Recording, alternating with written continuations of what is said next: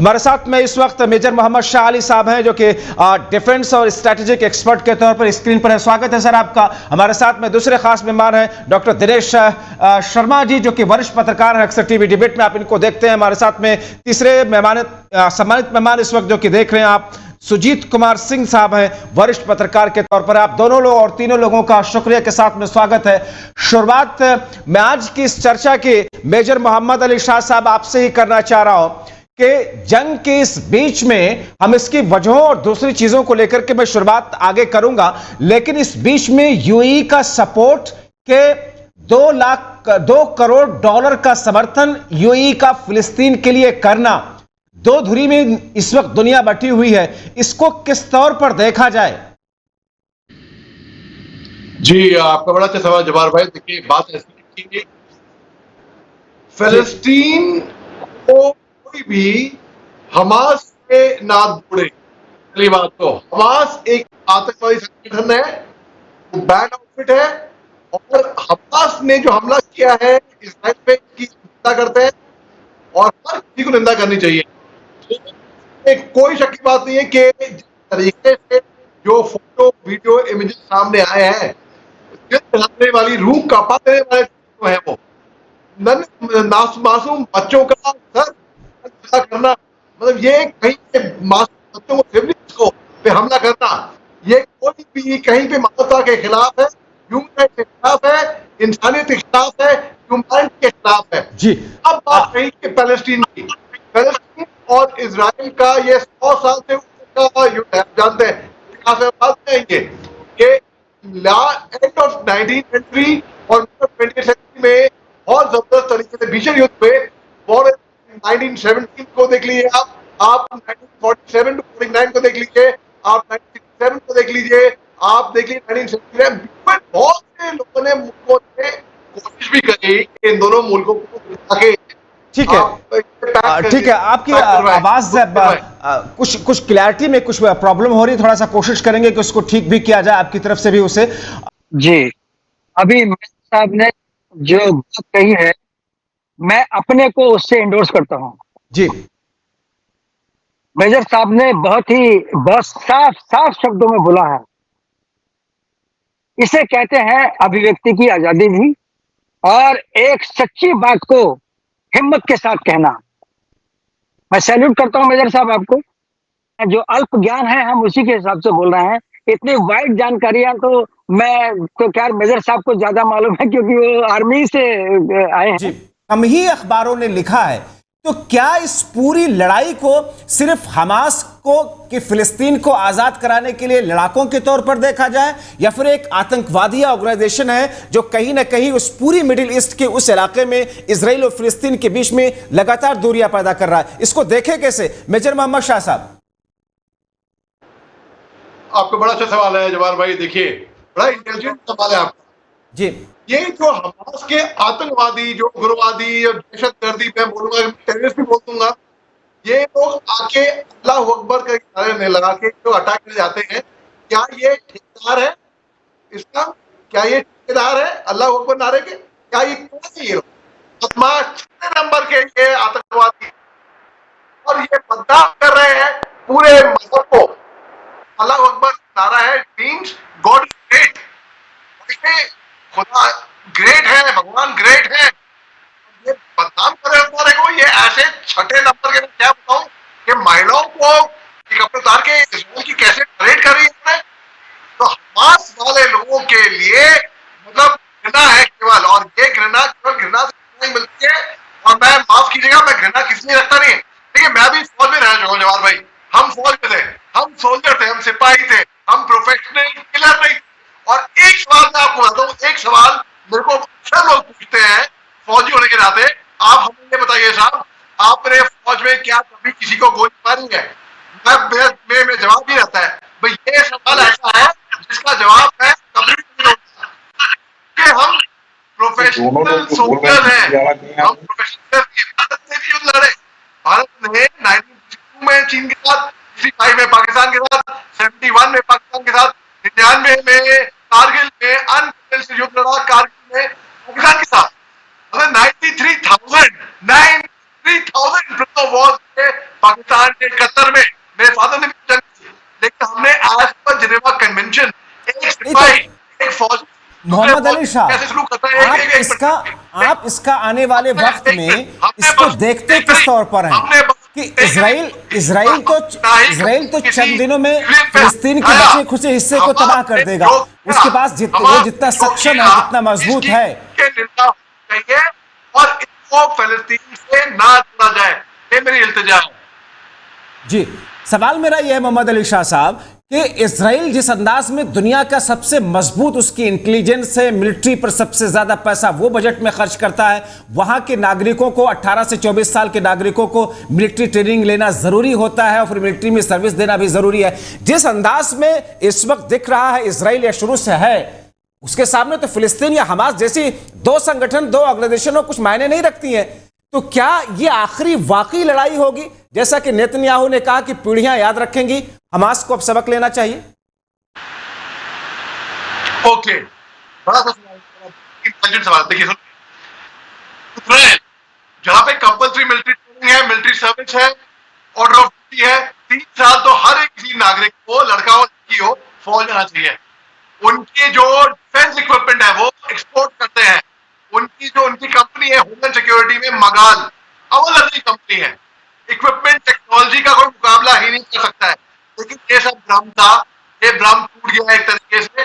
अब देखिए ये हमास के आतंकवादी आगे पैराग्लाइडिंग करके कैसे इजराइल के रेफ पार्टी करते हैं, कैसे 5000 से ऊपर रॉकेट भागते हैं। मैं 5 घंटा नहीं बोलूंगा, मैं 20 मिनट बोलूंगा, मैं तो खड़े से हूँ, हमने भी रॉकेट फायर करे हैं 2003 में, जब तीसरा नहीं हुआ था, पहले हमने बहुत रॉकेट फायर करे, हमने बहुत बोले दागे बॉर्डर उस पार को। मैं आपको बताऊं, इसके लिए हॉविट्जर वो मतलब तो बड़ी वाली गन, वो गोले इकट्ठे करना, कैसे 5000 रॉकेट आप जमा कर देते हैं, ना मोसाद को खबर होती है, ना सीआईए को खबर होती है। बिल्कुल आप ठीक कह रहे हैं, और ये वो सवाल है दरअसल जिसके जवाब इस वक्त अलग अलग लोग अलग अलग नजरिए से, अलग अलग तरीके से देखना चाहते हैं और समझना भी चाहते हैं और उसके जवाब देना भी चाहते हैं। एक मिनट, इसके अलावा जो हमास है तो भारी ताकत है, 100% मैं दावे के साथ कह रहा हूँ,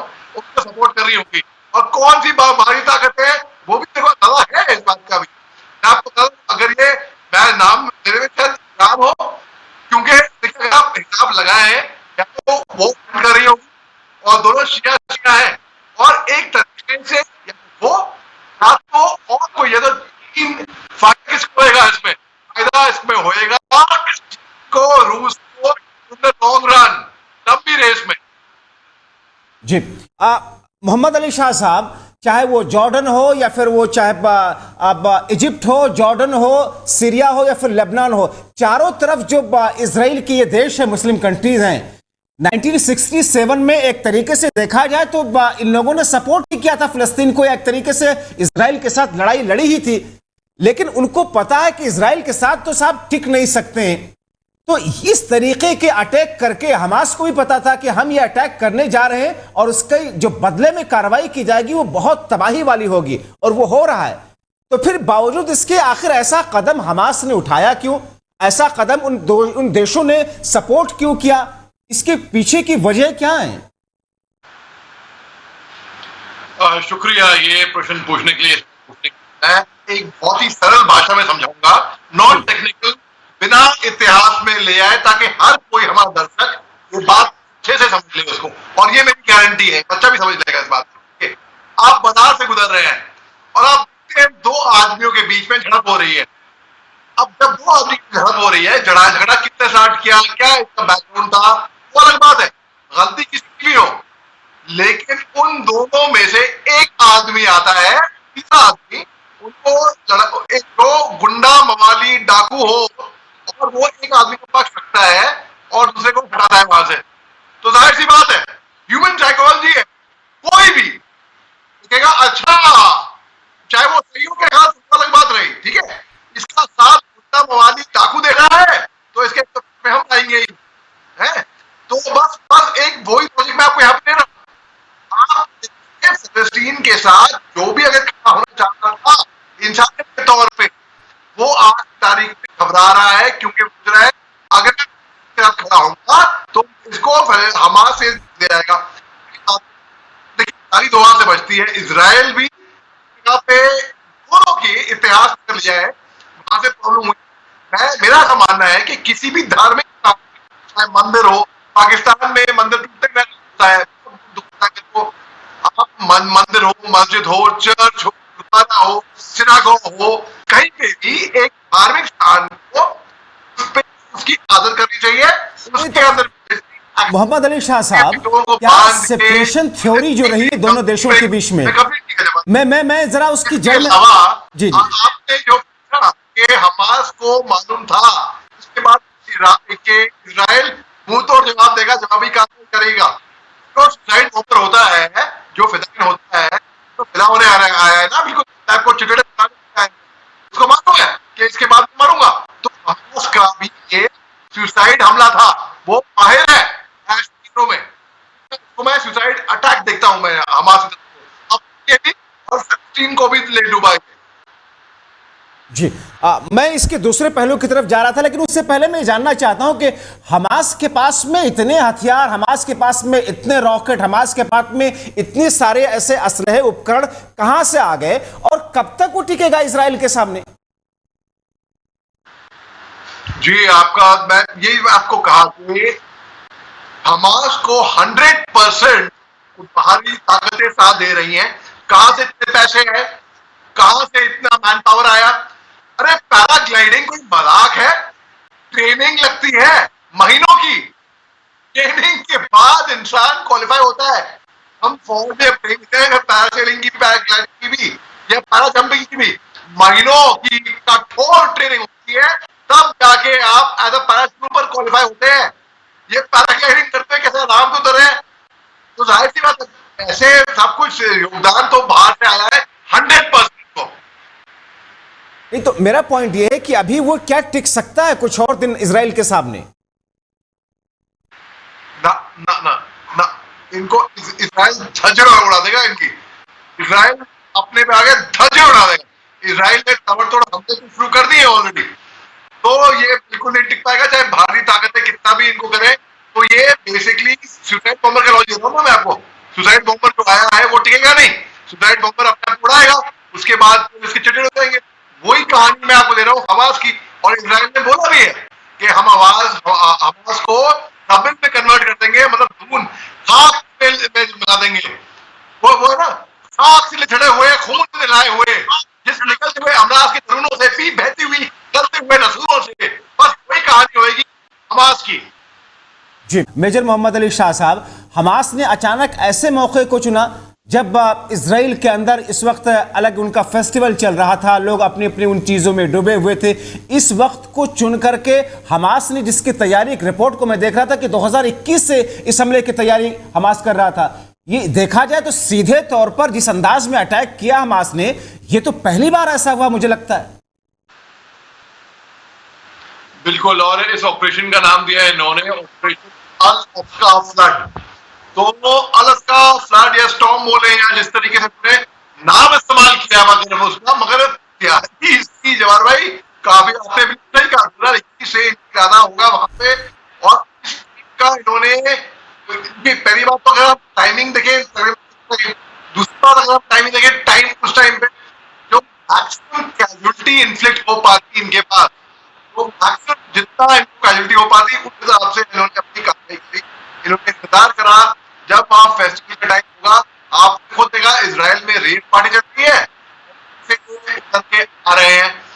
अब मैं एक चीज और आपको, मेरी इल्तिजा है आपके चैनल से, मैं एक संदेश देना चाहता हूँ कि देखिए आज की तारीख में हर कोई अपना लगा रहा है, I support Palestine, I support Israel, दुनिया भर में, ठीक है, हिंदुस्तान में भी लोग स्टैंड अप फॉर इजराइल, ठीक है, मानवता के लिए खड़े हुए, मानवता के लिए और गौतम बुद्ध ने एक बार कहा था कि जब तक शांति अंदर से नहीं होगी, शांति बाहर नहीं हो पाएगी।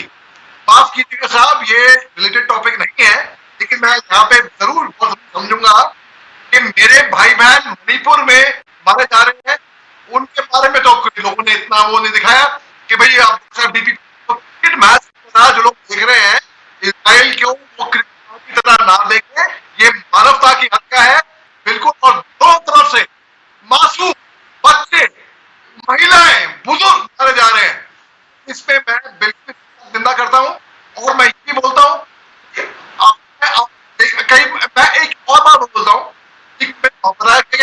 रहे हैं, उन्होंने सपोर्ट पे, उन्होंने ह्यूमैनिटेरियन ग्राउंड्स पे या एक पीस मार्च निकाली। मैं कहता हूँ मैं उनको बता दूंगा, मेरे छोटे भाई बहन हैं मेरे, या पॉलिटिक्स में ना पढ़ो, यूनिवर्सिटी में पढ़ने आए हो, जाके पढ़ाई में ध्यान दो, अपने क्लास में जाओ और फालतू के नारेबाजी मत लगाओ। हम मानते हैं कि ये मानवता इंसानियत की 30 बार होगी, लेकिन आपको मिसअंडरस्टैंड कर दिया जाएगा। आप मत करिए ये सब, आप जाके पढ़ाई में ध्यान दीजिए। उस तरीके से सबको बोलूंगा, अपने भाई बहनों को जो व्हाट्सएप पे को क्रिकेट मैच की तरह ना देखा जाए, बिल्कुल ठीक है, और सीरियस मुद्दा है। और मैं बस शांति की काम करता हूं, मैं दुआ है और प्रार्थना है कि शांति दुनिया में हर जगह पे आए। जवाहर भाई ठीक है। अहमद अली शाह साहब, तो फिर ये युद्ध कब तक चलेगी? आपका तजर्बा क्या कहता है कि या अभी जो बयान दिए जा रहे हैं देशों की तरफ से, या फिर बेंजामिन नेतन्याहू की तरफ से, या फिर हमास की तरफ से जो बातें सामने आ रही है, अमेरिका जो कुछ कह रहा है, ब्रिटेन जो कुछ कह रहा है, मुस्लिम वर्ल्ड जो कुछ कह रहे हैं, ये एक्सरसाइज अभी लंबी खींचने वाली है? जी जवाहर भाई, ये और मेरी एक इल्तिजा है हाथ जोड़ के देश के सारे मुसलमानों से कि भाई जो हमास के चीफ है उनकी बात मत किए, तो ये हमास मुसलमानों को रिप्रेजेंट करता है और ना ही वो फलस्तीन को रिप्रेजेंट करता है। अपना काम किए, ब्रेन वॉश मत होइए उससे। ये आतंकवादी संगठन है, ये इनको पहले बैन आउटफिट रखा है। ये ऐसे कांड किए हैं, आप सबने देखे होंगे। तो मुझे दिखता है कि इनका कोई भी ब्रेन वॉश ना हो, क्योंकि सबसे बड़ी खतरनाक बात यह है, मैं जम्मू कश्मीर के बॉर्डर पे खड़ा दे रहा हूँ जवाहर भाई, मैं 30 मीटर के पे हिंदुस्तान का बॉर्डर और यहाँ पे पाकिस्तान का बॉर्डर 30 मीटर, महज 30 मीटर, आप समझ गए? पत्थर भी मारेंगे तो वहां तक जाएगा। मैं वहां पे रहूं, मुझे मालूम है कैसे ये लोग हमारे मुल्क के नौजवानों को, बेरोजगारों को कैसे क्या करते थे। मुझे मालूम है कि ये ऐसी बातों ना पड़े तो कैसे, मुझे जब खबर मिलती है कि भाई कोई यहाँ चला गया, कोई IAS हो गया, ये कोई वहां से गया, बहुत दिल होता है कि ये जैसे कि भाई ने पहले बताया कि वैसे मजहब नहीं होता, ये केवल अपनी राजनीति खेलते हैं, ये और ताकतवर होंगे, ये और इंकरेज होंगे। हमारे कोई भी, हम हिंदुस्तान बाहर के भी कोई भी अगर इनकी बातों में आ गया, बातों के ये काम है इनका, किसी लोगों को ब्रेन वॉश करना, उनको सपने दिखाना, पता नहीं क्या क्या बनाना। ठीक है, तो एज पढ़ा लिखा जिम्मेदार नागरिक, एज अ पढ़ा लिखा जिम्मेदार ह्यूमन बीइंग, मेरी अपील है, मेरी इल्तिजा है, मेरी दरखास्त है, मेरी रिक्वेस्ट, ऐसी बातों में कोई ना पड़े, क्योंकि ये लोग आतंकवादी हैं। जी बिल्कुल, आप ठीक कह रहे हैं। क्या दुर्भाग्यपूर्ण यह है मेजर शाह आलम साहब कि आतंकवाद और इस्लाम दोनों अलग अलग चीजें हैं, लेकिन इसका डिफरेंशिएशन सामने नहीं ला पा रहे हैं इस्लामिक वर्ल्ड।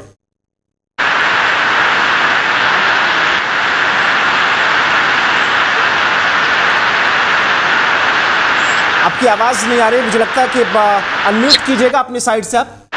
तरफ से प्लीज। जी जी, अब बोलिए, आ रही है। जो हमास हो गया, तालिबान हो गया, या ISIS हो गया, या जैश ए मोहम्मद हो गया, या हो गया, यही इस्लाम के सबसे बड़े दुश्मन है, यही इस्लाम के सबसे बड़े दुश्मन है, और इस्लाम की बदनामी के जिम्मेदार यही है। दरअसल अब आपके क्यों भी ये घटना घटते हैं तो एक आम मुसलमान, आम नागरिक, आम पढ़ा लिखा मुसलमान जो अपनी या ना पढ़ा लिखा हो, कोई बात नहीं, वो अपनी रोजी रोटी कमा सकता है, लेकिन ये लोग उस मजहब को बदनाम करते हैं। क्या मतलब हुआ? ये चला रहे अल्लाह अकबर, सारे तकदीर के नारे लगा रहे हैं और आगे अटैक कर रहे हैं, ये तो बहुत ही गलत है, तो मिसयूज है बिल्कुल। तो मतलब क्या होगा? तो लोग हर दुनिया में हर कोई सोचेगा, हर कोई, मैं नहीं सोचता, मैं वीडियो देखता तो मैं उनको ब्लेम नहीं कर पाऊंगा जो ऐसा सोचेंगे मुसलमानों के बारे में। अच्छा ये ऐसा कर दिए तो ऐसे ये लोग तो ऐसे ही होंगे, इस टाइप से।